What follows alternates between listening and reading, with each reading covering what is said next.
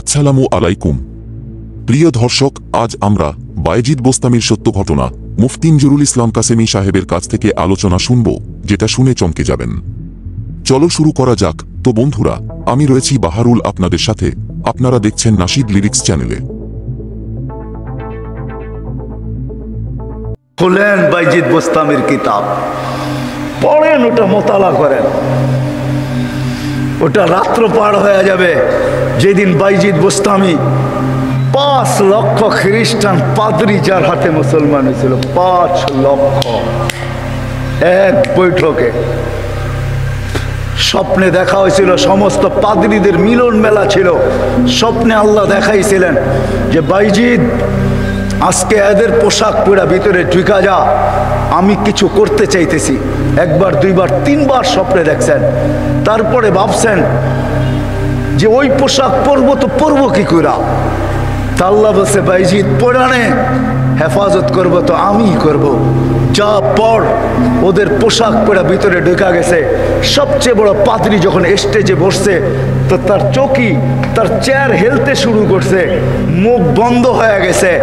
তো বায়েজিদের সমস্ত পাদ্রীরা বলছে, আপনি আমাদের পোপ, আপনি আমাদের বড়, আপনার থেকে আমরা জ্ঞান পাই, আমাদের ভিতর আলোকিত হয়, আপনি মুখ দিয়া কথা খোলেন না কেন, বলেন না কেন।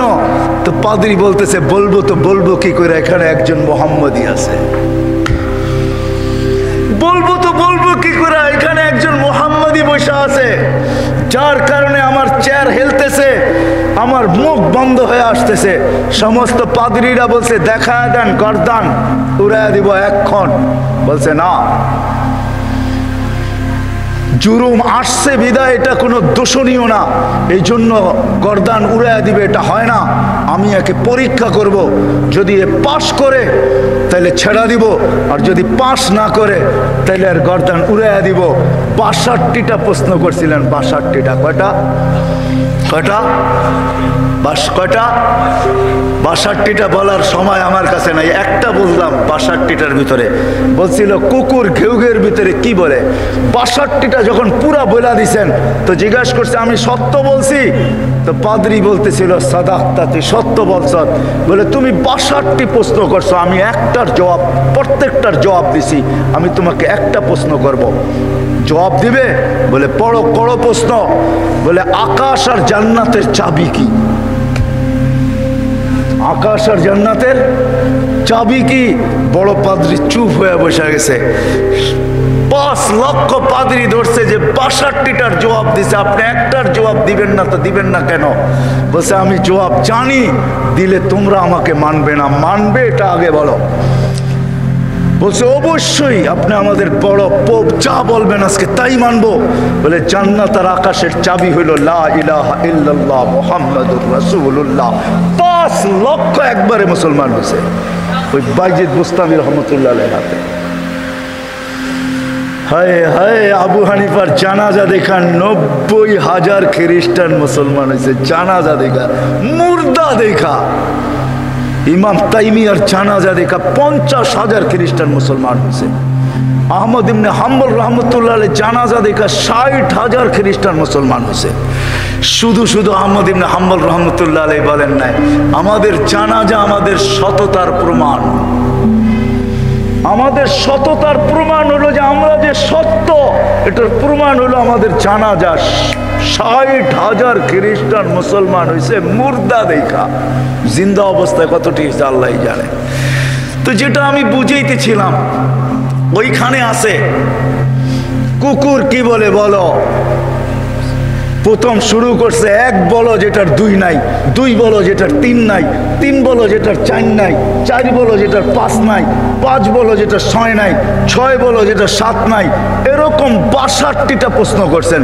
62টা প্রশ্নের জবাব দিয়েছেন বায়েজিদ বোস্তামি রহমতুল্লাহ আলাইহি। আর বায়েজিদ এমনি হয় নাই, ওনার আব্বা ছিলেন না। কাহিনী আমি অন্যদিকে চলে যাব। আমরা তো ছেলে পেলেকে বানাইতে চাই না, মাও আজকে বানাইতে চায় না, বাপও বানাইতে চায় না। আমরা বানাইতে চাই দুনিয়ার এডুকেটেড। রাগ হয় না, পায়ে হাত পড়ি।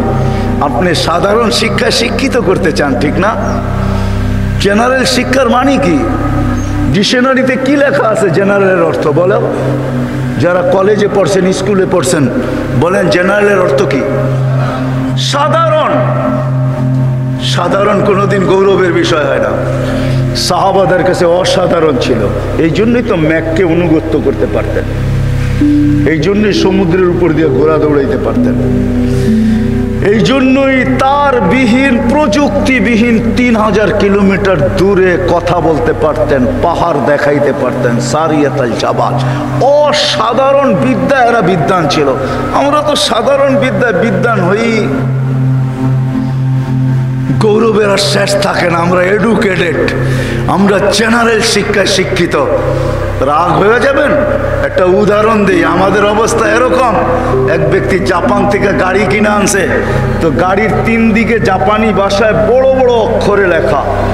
তো সে মনে করছে অনেক কিছু ভালো কথা লেখা হবে, বিদায় এটা কিনার পরে আর মোছে নাই, না মুছেই চালাইতেছে, লেখাটা আর মোছে নাই। একটা ক্রেডিটও তো আছে, ঠিক না? সামনের গ্লাসে তো লেখা যায় না। তো বন্ধুরা, কি বুঝলেন মুফতি ইনজুরুল ইসলাম কাসেমী সাহেবের কথাগুলো শুনে? তোমার ধারাবাহিক অনুযায়ী কমেন্টে জানান। তো বন্ধুরা, আমি ছিলাম বাহারুল, আপনাদের সঙ্গে দেখা হবে পরের ভিডিওতে। ততদিন ভালো থাকবেন, সুস্থ থাকবেন। খোদা হাফিজ।